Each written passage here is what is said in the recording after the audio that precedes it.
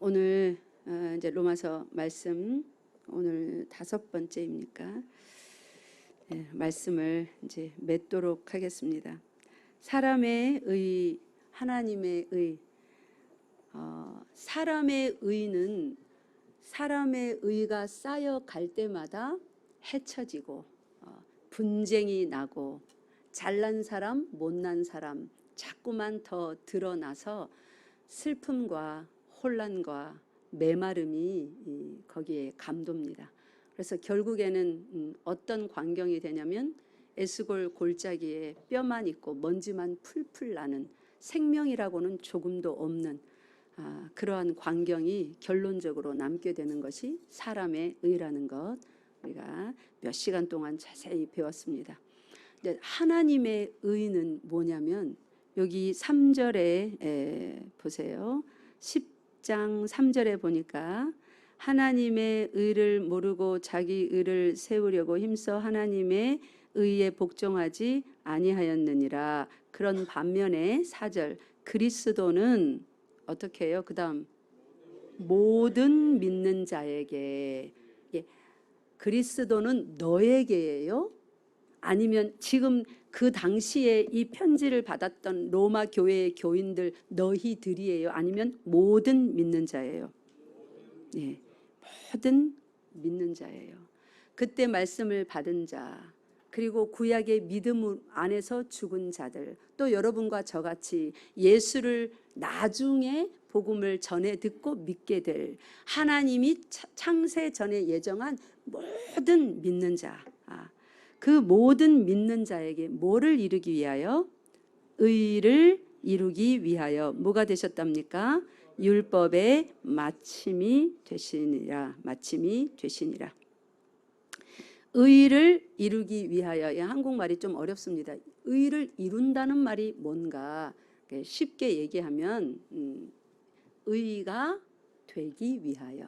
그 안에 모든 믿는 자들 안에 구약의 율법을 줘 보니까, 이스라엘 공동체 안에 율법을 줘 보니까 믿음으로 사는 자들이 아니라 행위로 사는 자들이 되어서 서로 손가락질 한단 말이에요. 너는 죄인, 나는 의인, 나는 율법에 의로는 흠이 없는 이런 의인, 너희들은 율법에 의로하면 의가 하나도 없는 죄인, 이러면서 자꾸 당이 갈라지고 파가 갈라지고 정죄하고 비판하고 비난하고 그렇게 된단 말이에요.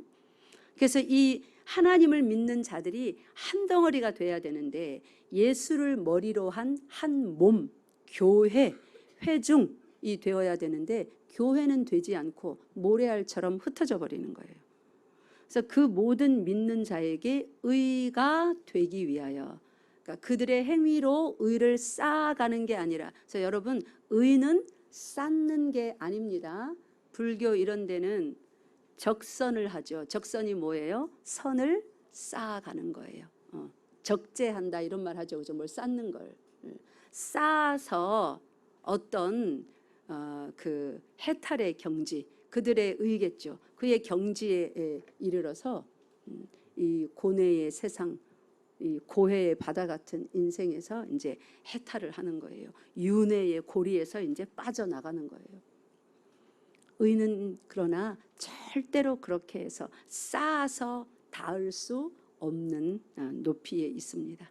하나님만이 의로우시기 때문에 이 하나님의 그 높이까지 이 밑에서 쌓아 올라갈 수가 없습니다. 왜냐하면 인간은 첫사람 아담과 하와가 범죄하여서 첫사람부터 타락하여서 그 후에 모든 사람들은 그 의를 바라볼 수도 상상해 볼 수도 소원할 수도 추구할 수도 없는 완전한 죽음 가운데서 시작된, 죄 가운데 잉태되어 죄 가운데 태어나서 죄 가운데 살다가 뭐예요? 영원한 심판으로 떨어져 버리는 그런 불능의 인생들인 것입니다. 어떤 것도 이룰 수 없는. 그래서 모든 믿는 자에게, 그러니까 의를 이룰 수 없는 자에게 뭐가 되기 위하여요? 그들 가운데서 의가 되기 위하여. 의를 이루기 위하여는 의가 되기 위하여, 의가 되어주기 위하여, 의가 없는 이들에게 의가 되어주기 위하여. 그러면 뭐가 있는 한 이들은 의가 없는 거예요. 율법이 그들에게 있는 한 의는 없는 거예요. 왜요? 율법이 정죄하니까요. 자, 첫 번째 율법 뭐였습니까? 내 앞에 다른 신을 내게 두지 말라. 우리 자꾸만 우리 속에 다른 신이 들어오잖아요. 돈이 더 좋잖아요. 사랑하는 사람이라도 생기면 하나님 예배하는 것보다 그 사람하고 데이트하기 위하여서 이제 주일도 어겨야죠. 예배 안 드려야죠. 자꾸 사랑하는 하나님보다 더 사랑하는 이가 들어오고 세상에 돈이 더 좋고 명예가 더 좋고 그런 것이 자꾸 들어온단 말이에요. 그러면 율법은 정죄하는 거예요. 그러면 율법의 빛 앞에 서면 우리는 계속 뭐가 되는 거예요? 죄인이 되는 거예요. 의가 없어요. 근데 의를 이루기 위하여 율법의 마침이 되셨다. 이 말은 뭐냐면 그러면 우리에게는 더 이상 이제 율법이 필요 없나? 우리 저기 구약에 가서 출애굽기 20장 짝 찢어서 쓰레기통에 버릴까요? 율법이 이제 필요 없다니까. 율법의 마침이 되셨고 우리는 율법 앞에서는 의인이 될 수 없어서 우리는 이제 율법 앞에 있는 것이 아니라 예수님이 우리의 의가 되어주셔서 우리는 의인이다 하니 율법 찢어버릴까요? 아니에요. 율법 반드시 지키고 살아야 됩니다. 여전히 율법은 유효합니다. 그런데 그 유효한 율법이 우리에게 적용될 때 그 성격이 이제 완전히 달라지는 거예요. 그래서 먼저 예수님께서 율법의 마침이 되셨다는 게 무엇인지 우리에게 의가 되어 주시기 위하여서 더 이상 율법 앞에서 정죄받고 판단받고 너는 죄인이다 죄인이다 할 때에 그래 나는 율법 몇 번 어겼네 예수님은 음탕하게 음란하게 어떤 여자 다리만 한번 쳐다봐도 이미 간음죄 저질렀다 하는데 나는 오늘 또 간음한 자네 이러면서 죄책감에 짓눌려서 율법 앞에 그렇게 살지 아니하도록 율법의 마침이 되어 주셨다는데 그게 도대체 무슨 말인가? 갈라디아서 3장으로 가보세요.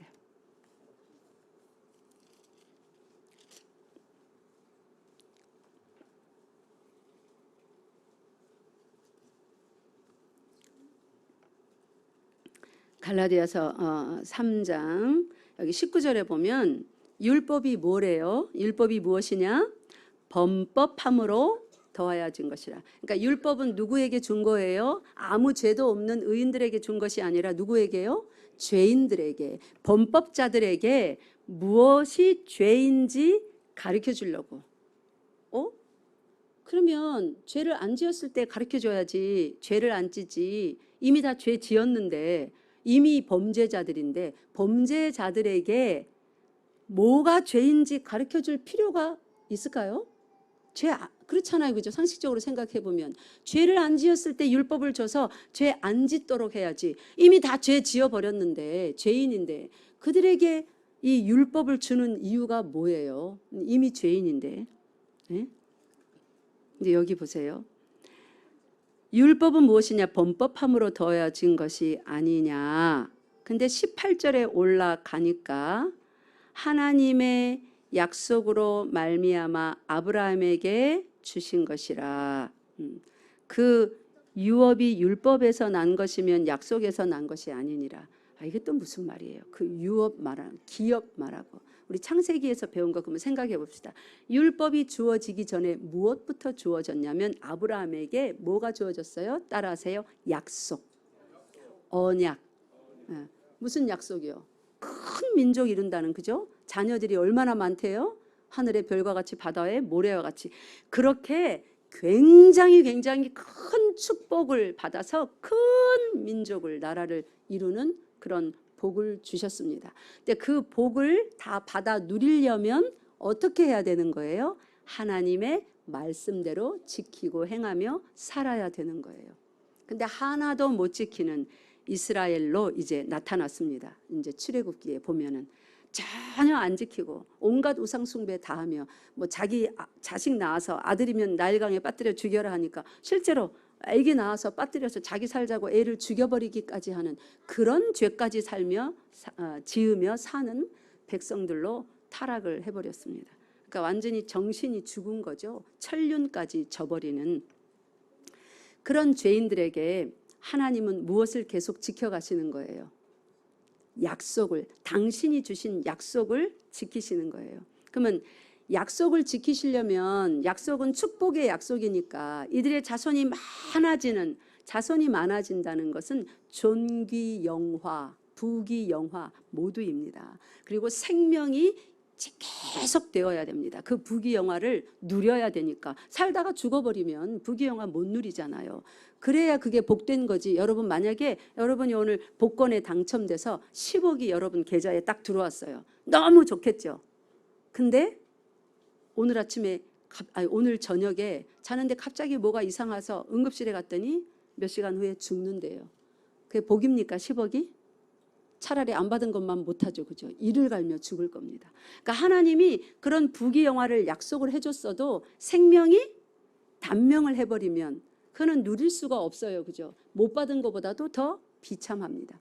자, 하나님이 이런 모든 복을 약속해 주셨는데 그게 참 복이 되려면은 영원한 생명까지 받아야 되는 거예요.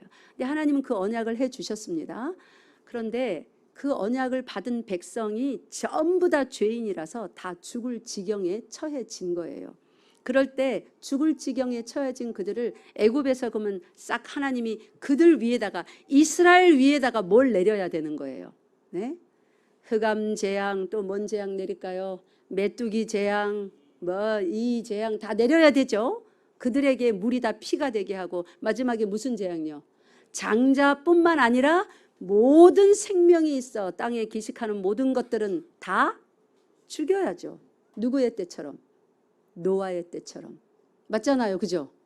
근데 하나님은 그들에게 그런 재앙을 내리는 대신에 그들에게 주신 언약을 하나님이 친히 기억하시사 애굽에게 재앙을 내려서서 엄마 무서워. 이들을 더 이상 데리고 있다가 우리나라 완전히 망하겠다. 어서 나가라. 어서 나가라. 금은보화 내놓으시오. 그래 죽게. 다 가지고 빨리 나가라. 이렇게 하기까지 애굽이 혼비백산하게 만들어서 오히려 어떻게 해요? 이스라엘을 건져내십니다. 건져내셔서 시내산 앞에다 딱 다 모아놓고 그들을 회초리로 때려야죠. 죽여야죠. 세상에 지 아들까지 악어밥으로 그 알강에 던져버리는 그런 민족으로 죄짓고 살았는데 근데 안 죽이십니다. 그들에게 뭘 해요? 네? 뭘 줬어요? 시내산 앞에서 율법을 주시는 거예요. 이제 전체 성경의 그림을 볼 줄 알아야 돼요. 하나님의 마음을 알려면 성도가 하나님의 마음을 하나님이 누구신가 우리는 하나님이 누구신가 알자 많이 구원은 외치지만 하나님이 누구신지를 잘 몰라. 그러니까 뭐 사울을 왕으로 세운 걸 후회하셨다 이러면 하나님도 후회 같은 거 하시나? 그러면 일할 때 실수도 하시고 실패도 하시는가? 막 이렇게 헷갈려 합니다. 하나님은 실수와 실패가 없으십니다. 전지전능합니다. 성경은 우리에게 주신 사람에게 주신 말씀이므로 사람의 언어로 기록을 했어요. 그러니까 수사법이라는 게 있어요. 잘 이해시키기 위하여서 사람이 하나님의 생각과 뜻을 이해할 수 있도록 그렇게 기록을 해 놓으셔서 수사학적인 그런 표현들이 있는 것이지 하나님이 후회를 했다는 말이 아닙니다. 그러니까 우리가 성경을 볼 줄을 알아야 되는데 자 보세요. 죽으려면 이스라엘 백성이 다 죽어야 되는 거예요. 원체는 하나님께 언약을 받은 아브라함의 후손들인데 지금 이 모양으로 살고 있잖아요. 그죠? 애굽 사람들 하나님의 언약 받았습니까? 예? 율법 안 지키면 죽는다. 지켜 행하고 살아야 복 받는다. 그런 말 애굽 사람들 한 번이라도 들은 적 있습니까? 하나님께?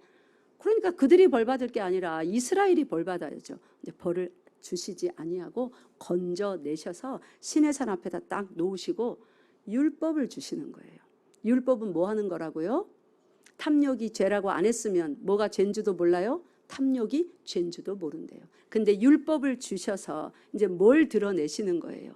이스라엘이 죄인으로 살았는데 구체적으로 무슨 죄인인지 얼마나 흉측한 죄인인지를 율법으로 다 드러내시는 거예요. 자, 22절 읽어봅시다. 갈라디아서 3장 22절 시작. 그러나 성경이 모든 것을 죄 아래에 가두었으니 이는 예수 그리스도를 믿음으로 말미암는 약속을 믿는 자들에게 주려 함이라. 아멘. 이 이스라엘 백성들을 시내산 앞에 데리고 와서 이 죄인들을 죽이는 대신에 이제 율법을 주셔서 그들이 도대체 무슨 죄를 지은 죄인들인지를 다 드러냈어요. 전부 다 드러내니까 처음에 율법을 받았던 그 1세대가 광야에서 어떻게 됩니까? 다 죽습니다. 그러니까 죽어 마땅한 백성이라는 것을 하나님이 그렇게 증거하시는 거예요. 잘 지켜서 구원의 길로 나와 보라가 아니라 너희들이 율법 앞에 서면 전부 다 죽어 마땅한 한 사람도 의인이 없는 그러한 죄악된 집단이다. 성경이 모든 것을, 모든 사람을 죄 아래 이렇게 가두었대요. 가두어서 몰살시키려고요. 가두신 이유가 뭐라 합니까? 22절에 읽었던 하반절에 보니까 죄 아래 이렇게 가두어놓은, 율법 아래서 살아가게 한 이유가 있대요. 이유가 뭐예요? 예수 그리스도를 믿음으로 말미암는 약속을 믿는 자들에게 주려 하십니다. 예수 그리스도를 믿음으로 말미암는 약속이 뭐예요? 아브라함에게 주셨던 그 약속 16절. 다시 갈라디아서 3장 16절로 올라갑시다. 아브라함에게 어떤 약속을 주셨는데 바로 예수 그리스도를 믿음으로 말미암는 약속이에요. 행위로가 아니라 한 자손이 올 건데 그를 믿음으로 말미암는 구원의 약속을 이미 아브라함에게 주셨습니다. 16절 시작. 이 약속들은 아브라함과 그 자손에게 말씀하신 것인데 여럿을 가리켜 그 자손들이라 하지 아니하시고 오직 한 사람을 가리켜 내 자손이라 하셨으니 곧 그리스도라. 아멘. 우리는 처음과 끝까지 자세히 다 살필 수 있는 그런 삶의 길이를 살지 못해요. 7, 80년밖에 못 삽니다. 100세 시대니까 우리 모두 다 100세를 소망하여 봅니다. 살 수 있을지 없을지 모르겠지만 하여튼 잘 살아봐야 100살이에요. 근데 하나님은 이 일을 태초부터 태말까지 몇 천 년이 걸려야 끝날지 몰라요. 그런데 그 하나님은 창조 이전에 이 모든 일을 다 계획하셨어요.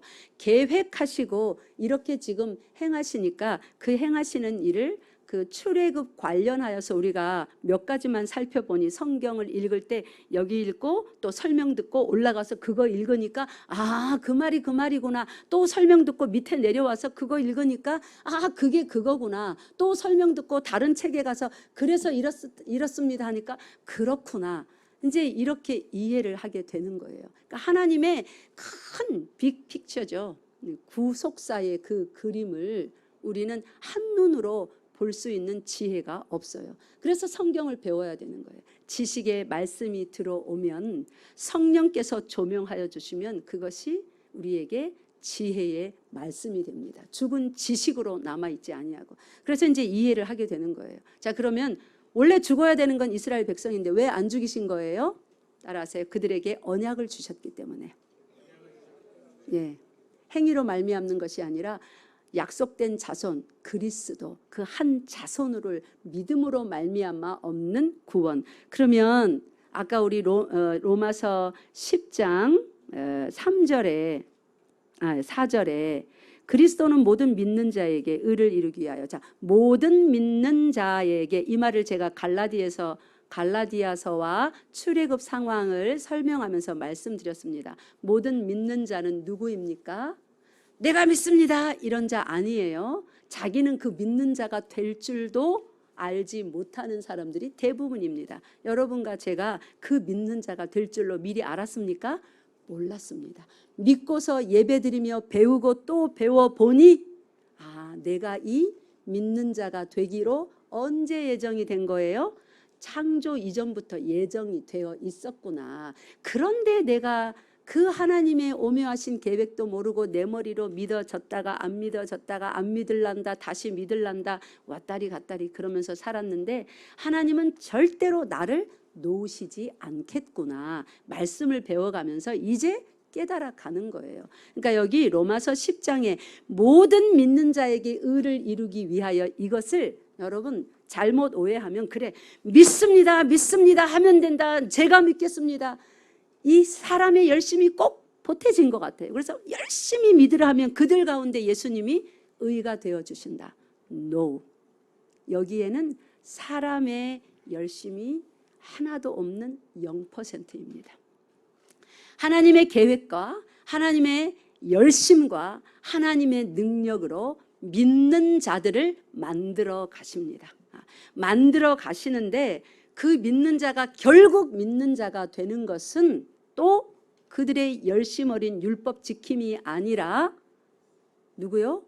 예수 그리스도를 그들 가운데 보내셔서 그들의 모든 죄를 전부 다 짊어지고, 그러니까 예정된 이스라엘 백성, 여러분과 저 같은 믿게 될 자들이 있잖아요. 그들이 믿어야 되는지, 왜 믿어야 되는지, 안 믿기는데 안 믿을란다, 또 불교 갔다가 무신론으로 갔다가 세상의 희한한 이론 쫓아다녔다가 그리고 다니는데 하나님은 그거와 개의치 않습니다. 당신이 계획하신 일을 하십니다. 모든 믿는 자라는 말은 하나님 눈앞에 이미 완성된 그 자들을 보면서 하시는 말씀이에요. 모든 믿는 자면, 원래 믿는 자면 의가 필요 없잖아요. 의가 있으니까 믿게 됐겠죠. 그죠? 근데 믿는 자들에게 의를 왜 또 이루는 거예요? 그 말은 우리 시간 속에 사는 사람들이 시간 너머에 계시는 완전하신 하나님의 화법, 그 일하시는 그 방법을 그래서 잘 이해를 못해요. 만약에 모든 믿는 자, 완결형으로 그 단어를 딱 보면 이미 완성되었으니까 더 이상의 의가 필요 없어요. 의가 심어졌으니까 믿겠죠. 근데 믿는 자에게 또 뭘 이뤄요? 의를 이룬대요. 그러니까 그 말은 이미 다 완성된 자들이 아닌 거예요. 하나님 앞에서 예정된 모든 믿기로 된 자, 그 믿는 자들에게 진짜 그들이 믿는 자가 되도록 의가 있어야 되는데 그들은 의를 생산해낼 수 있는 능력이 없어요. 소망도 없어요. 좀 해보다가 아우 지쳐 힘드네. 꼭 이렇게 해야 돼. 이 말을 누구든지 하게 돼 있습니다. 그래서 그 믿는 자들에게 의가 있게 하기 위하여 믿는 자들 가운데 와서 그 믿는 자들의 모든 죄를, 원죄, 자본죄, 모든 죄, 우리들의 과거, 현재, 여러분과 제가 앞으로 지을 죄들이 있습니다. 그 죄까지 전부 다 끌어서 누구에게 지우십니까? 하나님이 예수 그리스도에게. 그러면 그 죄가 얼만큼인지는 누가 고발하나요? 저 사람 죄가 이만큼입니다. 몇 가지인가? 누가 고발한가요? 율법이 고발합니다. 우리가 율법 아래에 살아가니까, 하나님의 율법 아래에 살아가니까 이것도 죄다, 저것도 죄다, 저것도 죄다. 율법 아래 서면 그 사람의 죄가 몇 가지인지 얼만큼인지 다 드러납니다. 그러니까 율법 아래에 살게 하신 거, 율법을 주신 거는 뭐예요? 죄를 드러나게 하시기 위하여서 얼마나 큰 죄인인지, 무슨 죄를 지었는지. 다시 갈라디아서 3장 또 펴보세요. 그래서 그러면 죄를 다 이제 드러나게 하시면 22절에 보니까 성경이 모든 것을 죄 아래에 가두었답니다. 이제 꼼짝달싹 못하는 거예요. 이 죄를 어이할 거. 그 사도행전 2장에 가면 나오죠. 베드로가 사람들에게 갈릴리 사람들 하면서 복음을 쫙 전하니까 어찌할꼬 하며 가슴을 치고 옷을 찢습니다. 그래서 사도행전 2장 38절 다시 한번 시작. 어찌할꼬 가슴을 찢으니까 베드로가 뭐라 그래요? 베드로가 이르되 너희가 회개하고 각각 예수 그리스도의 이름으로 세례를 받고 죄사함을 받으라. 그리하면 성령의 선물을 받으리니. 저기다 띄워주면 안 되는데 이거 오늘 암송 구절이었잖아요. 성령의 선물을 받는다고 합니다. 율법이 정죄하면 어찌할 거예요. 그런 사람들에게 23절에 보니까 갈라디아서 3장 23절 믿음이 오기 전에는 뭐가 먼저 왔어요? 하나님의 율법이 왔어요. 그래서 죄 아래 가두었습니다. 우리는 율법 아래에 매인바 되고, 매인바 됐으니까 여러분 감옥에 갇힌 사람은 어떤 날을 기다릴까요? 감옥에 갇혀 있으면 무슨 날을 기다려요? 감옥에 안 잡혀봐서 그 용어를 모르시는군요. 저같이 옥살이를 좀 해봐야 용어를 알아요. 따라하세요. 출소날. 무슨 해방의 날이에요. 감옥에 갇혔는데 뭐 독립운동했습니까? 출소날을 기다리죠. 해방의 날이 아니라. 여기에 그러면 율법 아래에 갇힌 사람들은 무슨 날을 기다릴까요? 또 출소날 하면 안 되죠. 이제 질문 잘 들으라 그랬죠. 율법 아래에 갇힌 날은 무슨 날을 기다려요? 해방의 날을 기다리죠. 해방의 날은 믿음이 오면 믿음의 저기 히브리서 12장 2절. 믿음의 주요 완전케 하시는 이인 예수를 바라보자. 예수를 바라보라고 하나님의 하늘에서 하나님의 아들을 몸을 입혀서 땅으로 보내신 거예요. 누구에게? 율법 아래에 갇혀서 출손날 기다리는, 해방의 날 기다리는. 그러면 해방의 날을 정말 사모하면서 기다리려면 뭘 알아야 될까요? 먼저 내가 얼마나 죄인인 줄을 알아야 돼요. 죄인인 줄 알려면 뭘 공부해야 죄인인 줄을 알까요? 예? 율법을 공부해야죠. 오늘 왜 이렇게 맹하십니까? 내가 얼마나 큰 죄인인 줄을 알려면 율법을 공부해야 얼마나 큰 죄인인지를 알아서 믿음이 오는 그 해방의 날을 기다리죠. 구약 성경에 그렇게 수없이 예언한 그 메시아를 기다리죠. 자, 이제 전체 구약 성경과 신약 예수님이 오시기까지의 그림이 보이십니까? 그 예수님이 하나님의 의래요. 모든 믿는 자에게 무엇을 이루기 위하여서? 의를 이루기 위하여서. 그러니까 한 사람이 바울처럼 사울처럼 나는 율법에 의로하면 흠이 없다, 나 잘났다 하면 되는 겁니까? 아니요. 하나님은 그 한 사람을 구원하러 오시지 않아요. 창조 이전에 예정하신 그 전체 모든 믿는 자들을 구원하시기 위해서 예수를 보내셨습니다. 여러분 앞뒤 양옆으로 보세요. 여러분 옆에 앉은 사람, 앞뒤에 앉은 사람이 얼마나 소중한 사람인지 또 보세요. 자, 마음의 눈을 열어서 속 사람을 보고 또 칭찬해 보시기 바랍니다.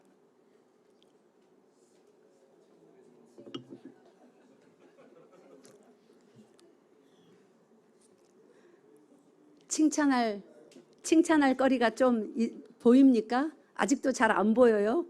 아이고 이 인간아. 제가 어렸을 때 많이 들었어요. 우리 주변에서 부모님들이 남편에게, 서로 배우자에게, 자녀들에게 이 화상아, 이 원수야. 근데 지금은 그렇게 말하는 게 많이 사라진 것 같아요. 옛날에는 제가 초등학교 때만 해도 이 화상, 이 원수도 아니에요. 이 왼수, 이 인간, 이 쳐죽일 거기까지 갑니다. 진짜 험악했습니다. 지금 많이 고상해졌죠. 부모들이 아무리 화가 나도 애들한테 그렇게까지 막 나쁜 말을 하지는 않더라고요. 근데 옛날에는 그게 일상 언어였습니다. 항상 주고받는 식탁, 밥상머리에서. 왜 율법을 받아야 되고 왜 율법을 공부해야 되는지 아시겠죠? 여러분 성경, 구약 성경 열심히, 모세오경, 율법의 말씀 열심히 공부하시기 바랍니다. 그래서 우리 선교회 회장님, 총무님, 회계님, 이 참 죄인이네. 이거 할까요? 성경 열심히 공부해서. 야, 우리 여성교회 회장 진짜 죄인이네. 야, 회계, 서기 진짜 이거는 뭐 임원하면 안 되네. 이거 할까요? 예? 공부해가지고 율법 공부해서. 야, 우리 목사님도 이러면 안 되는데 별 볼 일 없네. 이거 하라고요? 아니요. 누가 죄인인 줄 알라고요? 누가 공부하는 겁니까? 내가 공부하니까 누가 죄인인 줄 알아야 돼요? 내가 죄인인 줄 알아야죠. 당신이 죄인인 줄 아는 건 당신이 공부해야죠. 그러니까 여러분은 옆 사람이 죄인인 걸 알려고 여러분이 공부하는 게 아니라 여러분이 성경 공부하는 건 누가 죄인인 줄 알려고 공부하는 거예요?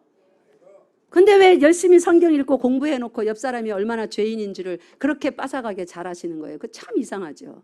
눈 여기 달렸습니까? 에? 눈 어디 달렸어요? 눈 뒤에 달렸어요? 눈 앞에 달렸어요? 참 똑똑해. 앞에 달린 눈으로 그러면 앞사람이 죄인인 줄 알까요? 야고보서 보세요. 말씀은 거울이라고 그랬습니다. 말씀 공부하면 눈이 앞에 달려서 말씀 공부하죠? 이 거울이에요. 거울에 누구 비춰요? 그렇게 공부하는 거예요. 거울에 옆 사람 비치는 게 아니죠. 옆 사람 비추려면 말씀을 드려서 이렇게 봐야 되겠죠. 우리 모두는 죄인입니다. 이제 결론을 맺읍시다. 저기 마태복음 가보세요.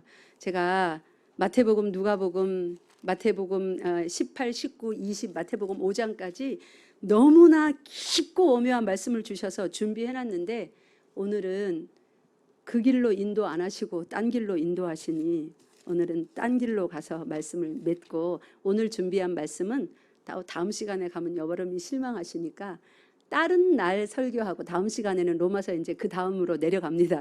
이제 오늘 이 말씀은 오늘로 마칠 거예요. 마태복음 20장 펴보세요. 20장에 보면 지난번 포도원 품꾼 하나님의 의가 뭔지, 그래서 하나님의 의는 누구에게 주신 거라고요? 나 한 사람을 위해서 주신 게 아닙니다. 누구에게요? 공동체, 모든 믿는 자. 다른 말로 하면요, 신약의 말로 하면 따라하세요. 교회.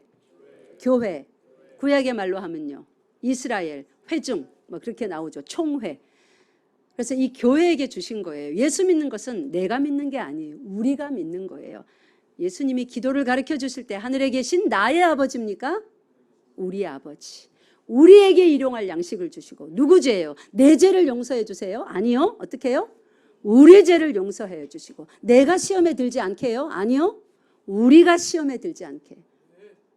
그 교회에게 주신 거라서 그래요. 하나님의 의는, 예수님은 공동체 모든 믿는 자들에게 함께 주셔서 우리가 예수님을 함께 붙들어야지, 나만 붙들고 나만 잘 믿고 나만 잘하고 나만 시험에 들지 않고. 예수님이 이럴 거예요.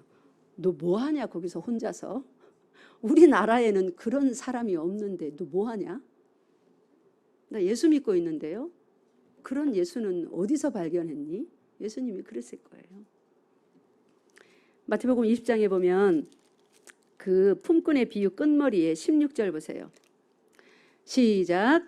이와 같이 나중된 자로서 먼저 되고 먼저 된 자로서 나중되리라. 오늘은 여기 19장 30절에도 똑같은 말이 있습니다. 근데 이제 복수 단수 좀 다르게 표현이 됐어요. 이 설교는 제가 따로 다른 날 설교로 준비해서 따로 전하기로 하고, 오늘은 16절 한 절만. 왜 품꾼의 비유 앞뒤로 먼저 된 자가 나중되고 나중된 자가 먼저 되나? 교회 새로 와서 새신자인데 좀 열심히 하면 그게 나중된 자가 먼저 되고, 일찍 믿었는데도 아직도 헤매고 있으면 먼저 된 자가 나중되고, 보통 그렇게 하는데 그거 아니에요. 먼저 된 자, 이 세상 모든 만물이 창조되기 이전에 먼저 된 자가 있어요. 사람의 몸을 입고 이 땅에 오시기로 제일 먼저 예정된 자, 그 그리스도 안에서, 그의 사랑 안에서 우리가 뭘 입었다고 에베소서 1장은 말합니까? 예정함을 입었대요. 그러니까 우리 모두는 가장 먼저 된 자 안에서 예정함을 입었어요. 먼저 된 자가 누굽니까? 예수 그리스도. 그 먼저 된 자가 나중된대요. 이게 무슨 말입니까? 죄인 중에 괴수로 취급받아 모든 이스라엘 백성들 중에서 가장 끄트머리 죄인으로 취급받아 어디까지 가셨어요? 십자가에 달리기까지 이렇게 나중되셨어요. 죄인으로 죽으셨어요. 근데 그 나중된 자가 나중에 어떻게 됩니까? 모든 죽은 자들 가운데서 처음으로 일어나시는 첫 열매, 먼저 된 자가 자십니다. 그래서 이 말씀은 바로 그걸 말씀하는 거예요. 먼저 왔는데 일 열심히 하고 안 하고, 나중 왔는데 일 열심히 하고, 그게 전혀 상관없는 말입니다. 다시요. 먼저 된 자가 나중되고 나중된 자가 먼저 되리라. 이것은 품꾼의 비유 가운데 지금까지 말씀드렸던 하나님의 의, 그 의를 실제적으로 드러내서 말씀해 주시는 거예요. 먼저 된 자, 우리 가운데 가장 먼저 된 자, 사람으로 나시기로 예정이 되어 있는 하나님이신 그분 안에 우리가 예정함을 입었습니다. 그 자가 어떻게 되셨어요? 오셔서 가장 나중된 자, 죄인의 아주 죄 덩어리, 우리의 모든 죄를 다 짊어지셨잖아요. 그죠? 그러니까 죄의 크기로 친다면 누가 제일 죄 많은 자가 된 거예요? 예수님이 죄 제일 많은 자가 된 거예요. 나는 내 죄 하나 짊어지면 되는데 예수님은요, 우리 죄 다 짊어지셨어요. 제일 끄트머리 있으셨습니다. 그리고 죽으셨습니다. 그래서 성결의 영으로, 그의 의로 죽음을 뚫고 일어나셔서 사망한 죽은 자들 가운데 첫 열매로 일어나셨으니 나중된 자로서 또 어떻게 해요? 먼저 되셨습니다. 이분이 하나님의 의, 우리 가운데 오셔서 우리 공동체 가운데 우리의 뭐가 되어주셨어요? 우리의 의가 되시고 구주가 되셨습니다. 믿습니까? 예수님 잘 따라가는 여러분, 혼자 예수 믿지 마시고 두루두루 살피고 사랑하고 이해하고 돌보는 우리 열방교회 되시기 바랍니다. 기도하겠습니다. 하나님 아버지, 참 감사합니다. 우리들에게 없는 의, 하나님의 아들 예수 그리스도를 보내어 주시사 우리 가운데 의가 되게 하여 주시고 우리도 그 의의 나움 위에 접붙임 받아 의의 열매들 성령의 열매들을 날마다 주렁주렁 맺으며 서로 한 몸으로 주님의 몸으로 교회로 살아가게 하시니 감사합니다. 이제 내 옆에 앉아 예배드리는 사람들이 얼마나 소중한 나의 지체요 몸인지 깨달았습니다. 열심으로 사랑하는 사랑의 소리들을 하나님 앞에 올려드려서 하나님을 기쁘시게 하는 우리 열방교회 되게 하여 주시옵소서. 우리 주 예수 그리스도 이름으로 기도드리옵나이다. 아멘.